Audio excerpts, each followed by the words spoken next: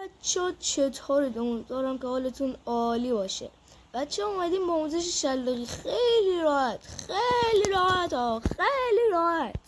خب اولین کاری که می‌کنیم کلاس پامپت رو برمی‌داریم.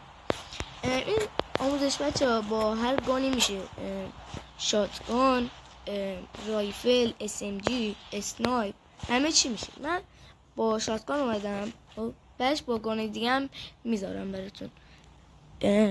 این از آموزش شلاقی. اول جامپو میزنیم، یه خورده با پمپ بدم میپریم، این کار میکنیم. بعد سری نایف، موقعی که داره میره بالا سری این کار که کردین بعد سری گام بکشید. الان شلاقی من آماده است. هر وقت نایف بدون صدا نره شلاقی آماده است. بعد یه دونه جامپ میزنید و شلاقی تموم شد، آماده است.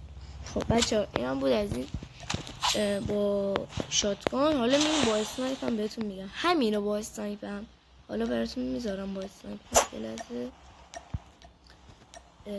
من با تندروشو میذارم. خب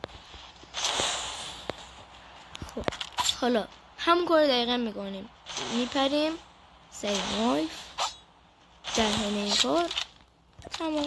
الان با شلاقی با تندرام آماده است. دیدیم؟